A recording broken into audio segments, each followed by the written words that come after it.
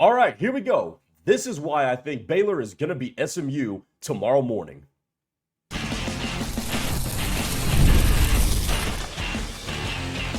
You are Locked On SMU, your daily podcast on the SMU Mustangs, part of the Locked On Podcast Network, your team every day. And I'll tell you why that is here coming up in just a second on this Friday edition of Locked On SMU. Welcome in. I'm Grayson Singleton. Our show today is brought to you by FanDuel.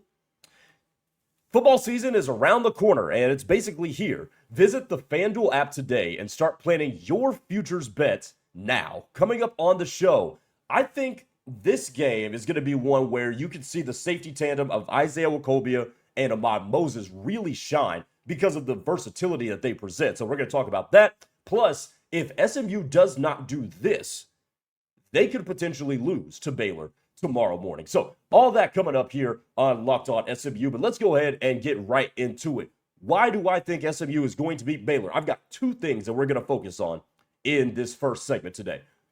The first I've already broached, but it does bear repeating. I think SMU, given their strengths and Baylor's deficiencies, is set up to play whichever game it wants to play. And I think, knowing how smart the offense is, it will be something that is predicated on running the football. Because no reasonable person is going to watch that Auburn and Baylor game from yester weekend and say, yeah, we probably shouldn't at least run the ball as the foundation of our game plan. I don't think any smart football play caller, football coach would watch that game and say, yeah, we should just go air it out against Baylor and see what happens. No. And given the fact that defensive tackle Jackie Marshall isn't going to play, got to run the football. And I think they can do so successfully, even if they don't have the exact same ingredients that Auburn has. Because Auburn's got a better offensive line, and they've got a quarterback that's built like a tight end. Okay, so you don't have that. But let's focus on what you do have.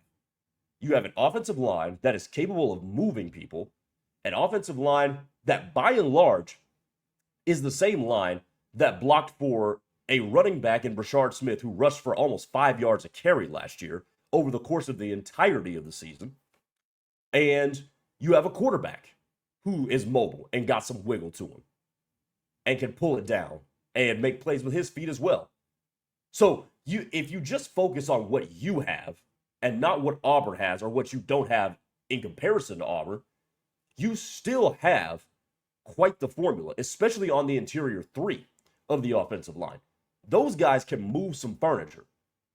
And you displayed a running back in Chris Johnson Jr. who can burst through holes, who can make guys miss, and then a guy like TJ Harden who's just going to be hard to bring down in general.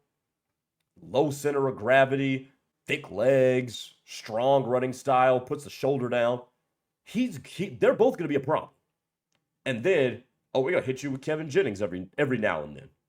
And it was interesting to me, and maybe this was just because it was the opener against East Texas A&M. It was interesting to me that Kevin Jennings didn't take off and run a little bit more.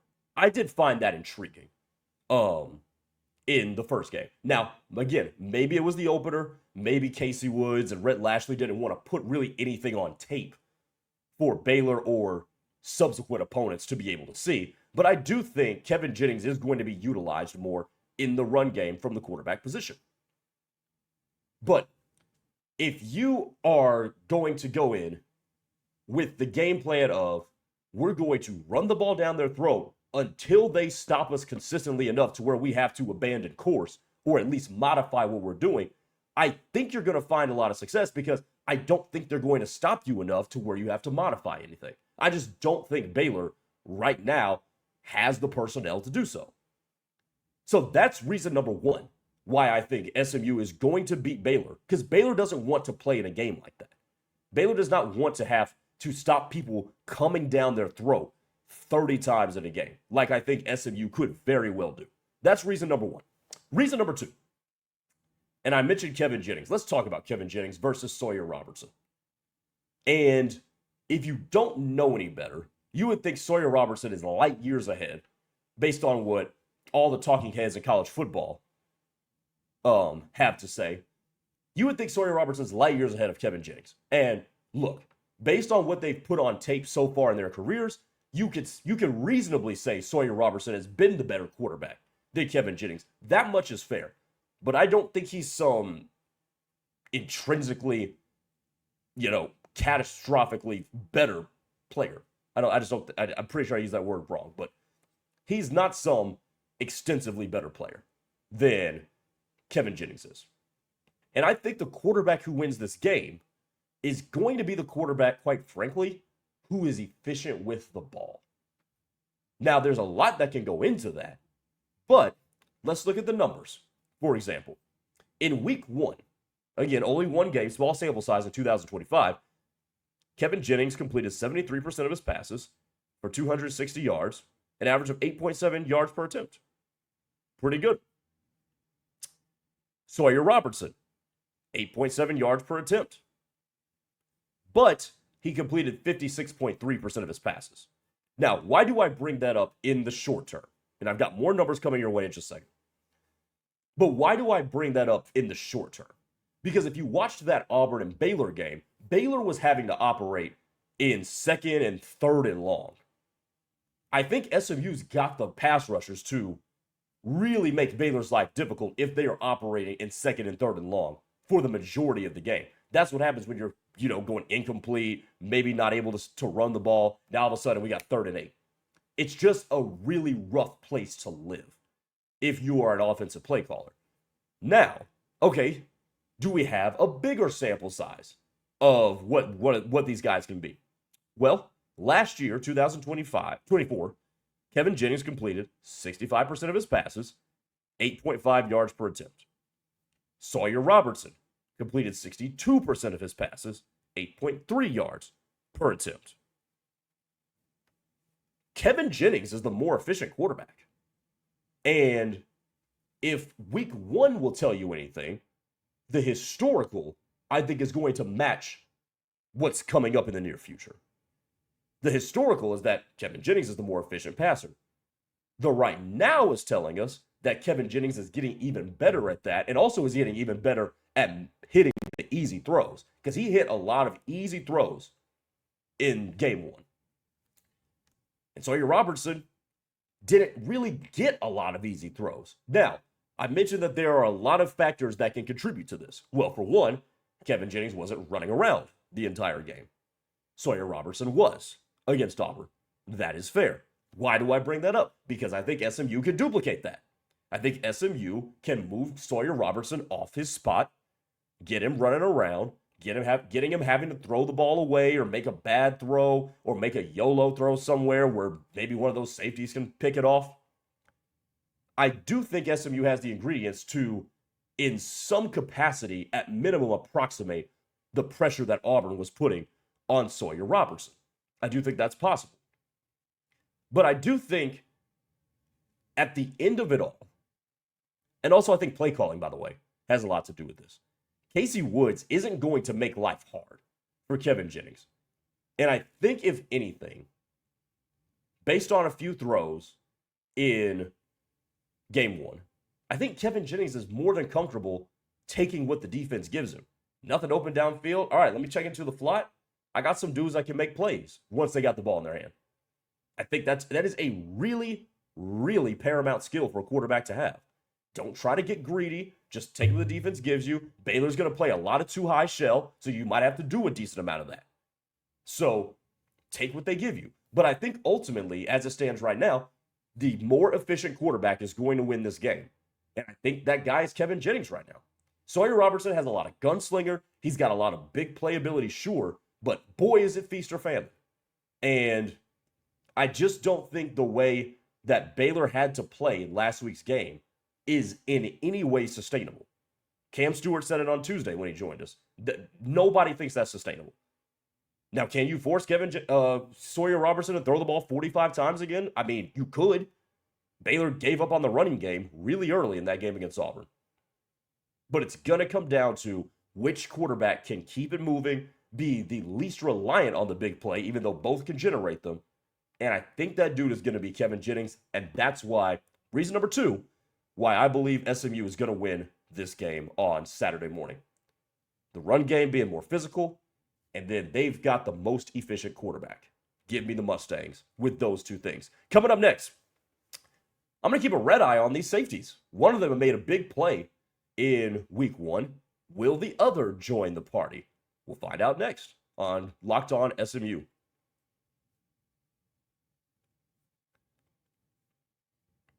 It's almost the weekend. Thank the Lord. Time to look back and crown this week's MVP on Who Delivered, powered by DoorDash. Just like you can win every Saturday with DoorDash Streaks, saving more every time you order. These players delivered when it mattered the most. Hey, so let's break it down. Pick a game that you watched over this past last weekend and think about a player who delivered. How about, I gave you an SMU example last time. How about CJ Daniels with that catch he made for Miami? The one-handed catch, it would have been picked if he wasn't there to make the catch. Talk about delivering in a big way. And when the pressure was on, he came through. Just like SMU did in week 1 over East Texas A&M with that great defensive performance. And if you've been watching week after week, performances like these aren't a fluke. And just like TJ Daniels or Ahmad Moses with his pick 6 for SMU, DoorDash delivers on your Saturdays. With DoorDash Streaks, you save every Saturday you order. Stack it up all season and you could save up to $250, including $100 in DoorDash credits. Order this Saturday. Keep the streak alive. Fuel your game day only with DoorDash. Terms apply and the promo period runs through 11/18. That's November the 18th. Mazda crafts cars for those who choose to do more than simply move. They follow what moves them every time they drive, and that's what makes Mazda stand out. They go beyond safety, style, and performance to deliver a driving experience that feels alive in every single detail. As an athlete focuses on every detail, Mazda does the same, from metallic accents to hand-stitched Napa leather, and you can feel it the moment you get behind that steering wheel. The smooth handling, intuitive controls, and standard all-wheel drive in every crossover SUV. It's the small details that make the big plays, and just like there's more to every player, there's more to a Mazda vehicle. Mazda, move and be moved. Back here on Locked On SMU, and before we go any further, hey, we've got a request for all of you, because Locked On wants to hear from you. We've put together a survey to learn more about you, our listeners, and make your favorite podcast even better. This is your chance to tell us what you like and what you don't, and answer questions about our advertising. So go to lockedonpodcast.com/survey to get started. Everyone who completes a survey will be entered for a chance to win one of 10 $100 Amazon gift cards. Again, that's lockedonpodcast.com/survey. You can also find the link in our show notes. Thanks so much for helping us out here on Locked On SMU. I'm Grayson Singleton. Hey, go ahead and subscribe to the channel. Go ahead and click that notification bell so you can be notified whenever we release new content. And give me a follow on Twitter. It's right there underneath my name, Gray_Singleton2. Okay, I usually pick a player that I'm going to keep a red eye on in every single game. I did it last week with the offensive line in the trenches. I'm going to do it this week, and I'm going to say the safety duo. And the reason I say the safety duo partially is in line with what happened last year, while also being partially aware of what Baylor can bring. Baylor is a team with Kobe Prentice and Cole Wilson and Ashton Hawkins that can really take the top off of defense. They have a lot of speed, and they want to test you as well. I brought up the stats yesterday. They had at least 5 plays of over 25 yards against Auburn. Baylor did. That's kind of how they stayed in the game.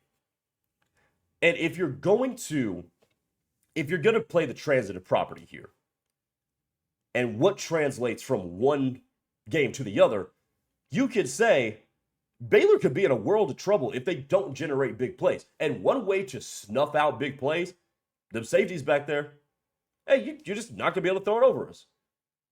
But also, Ahmad Moses, with his pick 6, showed this. You get down in that low red area, get you some safeties that can take the ball away, can flip the game on its head just like that. So Ahmad Moses made the play. Isaiah Nwokobia was good. Didn't make a standout play in game one. That's all right. But I'm interested to see how they look like against a pass-happy, explosive Baylor offense. I'm also looking to see this. If Baylor does try to run the football better, because here's what you have to keep in mind. Coaches know what they did and did well, obviously. I'm stating a very elementary fact here. But do you think Dave Aranda and his staff are not aware that, shoot, we kind of bailed on the run game in a very obvious way? Like, I mean, it was obvious by middle of the second quarter, third quarter, that Baylor had no interest in running the football. I wonder if they try to at least show some semblance of being two-dimensional on offense, being multidimensional. So if they try to effort that and say, hey, we're going to try to run the ball, SMU's got two safeties, not at the same time, but who can come up and run support and play in the box. That's the value of those dudes, is that they can come up. They're very good in run support. They're very physical at the impact point. So they could be a factor in whichever game plan and whichever scheme Baylor decides to impose when they go into this game against SMU. I do think that I don't think Baylor's going to run the ball 35, 40 times. Don't get me wrong. I don't think that's going to happen. But there is a world where they want to establish it, which I think is the base of any good offense. Because if you can establish a run, it opens up all the other dimensions of offense. I'm not teaching y'all anything new here. But one way to snuff that out too, have some safeties in there who can make some plays flying around. And that's why I like Moses and Nwokobia, is because they're not stationary. They're not predictable. They're chess pieces. They're unpredictable. You don't know where they're going to be and how physical they can play when they go downhill. There's a world where they wreck shop in this game. But I think their main priority is going to have to be, hey, we have to make sure that Baylor doesn't beat us in the explosive play category. They cannot beat us over the top. If they complete a pass over the middle, we got to make sure we make tackles because those dudes are shifty. I think there is a lot riding on how this game goes on the safeties, on Isaiah Nwokobia and Ahmad Moses. Oh, and by the way, taking the ball away a couple times, I think if Baylor takes the ball, gives the ball away a couple of times, SMU gets in really, really good position to win this game. Now, I'm not saying they're going to score on every possession, on every takeaway, but SMU was good last year when they took the ball away. They need to do it more this year, but they were good when they did it last year.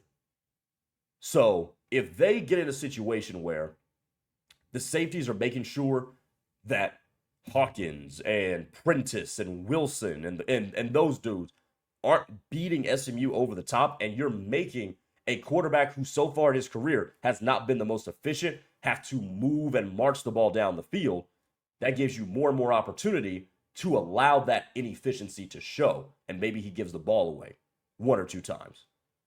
So that's why I'm looking at those dudes. Run support, but mostly prevent the explosives. And I think SMU's in really good shape if that happens. Coming up next, I've told you how SMU can be in good shape, but if they don't do this, I don't like where this is headed. Find out next as we close up shop on Locked On SMU. What's up, SMU fans? Are you still paying full price for your gas? Stop leaving money behind. Get real cash back every time you fill up with the free Upside app. Simply download the free Upside app in the App Store or Google Play right now and start earning cash at the pump today. Use my limited time promo code FOOTBALL and get an extra 25 cents back per gallon on your first fill up. You can make up to $300 a year just from buying the gas you already needed. At first, I thought it was too good to be true, but it is totally legit. I've done this myself. Real people are getting paid just to make their daily commutes, and you can too. Plus, you can cash out anytime to your bank account, PayPal, or an e-gift card for Amazon and other brands. Don't let this offer drive on by. Download the free Upside app now using my limited time promo code FOOTBALL for a limited time 25-cent per gallon bonus. That's promo code FOOTBALL. Offers may vary by user and location. Go to upside.com for terms and conditions. The NFL season is almost here, and FanDuel is making sure you're ready for kickoff with a can't-miss offer. Right now, new customers can bet just $5, and if your bet wins, you'll get $300 in bonus bets to use across the app. Man, I love using FanDuel for a number of reasons, but it fits how I want to bet, whether it's live betting, same-game parlays, or even player props, which are my favorite to bet on. And their payouts are quick and they're easy. So are you ready to play? Download the FanDuel app now by visiting FanDuel.com to get started. That's FanDuel.com to place your first $5 bet.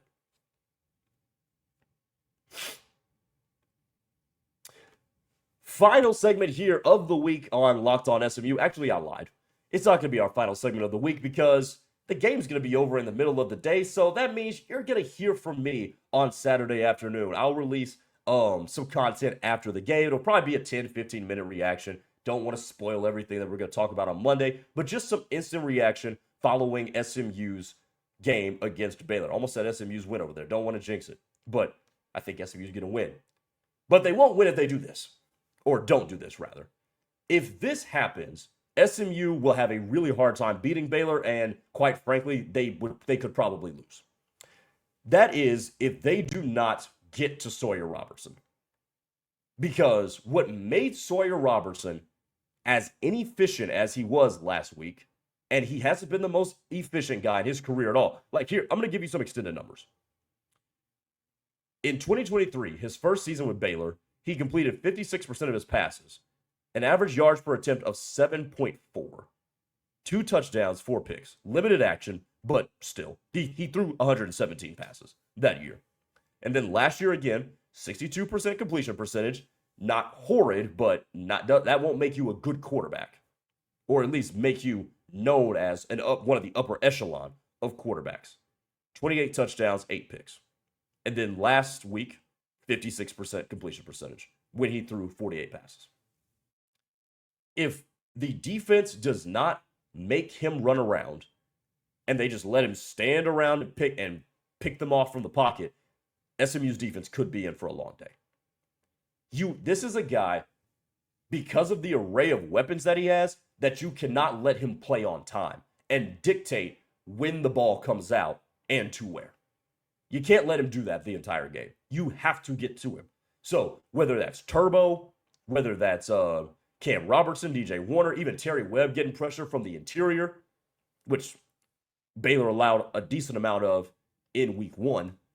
That's what forced Sawyer Robertson to really be running around for his life. You have to make sure that he is not just standing on an X, comfortable in the pocket all day long. Look, he's going to get off his throws. He's going to hit his receivers. He'll probably throw for a touchdown or 2. But he cannot be comfortable the entire game and just be in command and dictating everything. He is too talented of a passer. He has too good of an arm, and he has too good of people to throw the ball to for you to allow that to happen. Especially in conjunction with the fact that we still don't really know about SMU's corners. We think they'll be fine, but if you had to pinpoint, and I've scoured the internet and I've listened to a lot of people and found a lot of projections. If there is one thing that is almost uniform, is that nobody's really sure about SMU's corners. We know PFF has the safeties ranked as the best tandem in all of college football, but we don't know about the dudes on the outside.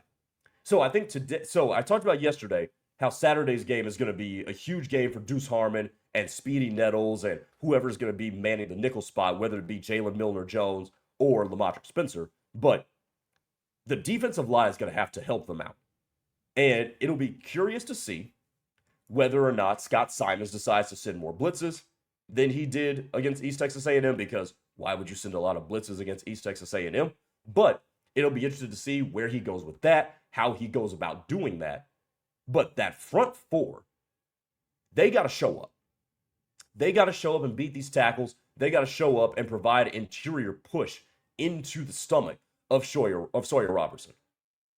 Because if you just let him be comfortable, I don't like how that's going to end up.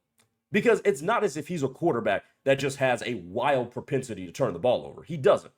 He threw the ball 368 times and only threw 8 interceptions. He also doesn't take a whole lot of sacks. Now, he's a bigger dude. He's 6'4", 220, so he's kind of hard to tackle. But he only took 15 sacks last year.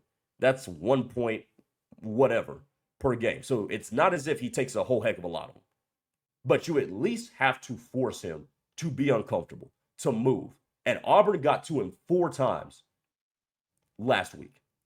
Can you get to him 3 times and make him move an additional 5, 6 times? That's when I think some of the inefficiencies will begin to show. But also, it doesn't allow him to get off quality throws to those receivers to be able to make plays. Maybe he does get off a throw, but the receiver has to go to the ground to get to it. And that limits their ability to produce yards after the catch. So, however you can make him move and make him uncomfortable, that has to be done. Because I don't feel confident that SMU is going to be able to hold up defensively. And they could prove me wrong. But I don't feel confident right now that SMU's defense is going to be able to hold up if they don't do that first. If they do that first, though, I think SMU is in for a great day at home. And I think the Mustangs come away with the win. But if the inverse happens, that's when this can get pretty dicey. So we'll see. We'll see tomorrow at 11 a.m. how all that is going to play out. You'll hear from me on Saturday afternoon as well. I'll record something immediately following the game. And remember to check out on Amazon Fire TV, Locked On's College Football Kickoff. It's hosted by Locked On Bigs 12 Drake Toll and AP 2-time Coach of the Year Gary Patterson and former college star Jesse Holley and a bevy of our Locked On local experts. College football preview that only Locked On can do. So catch College Football Kickoff every Thursday throughout the season, only on Fire TV. I will talk to you all soon. Take it easy. Pony up, everybody.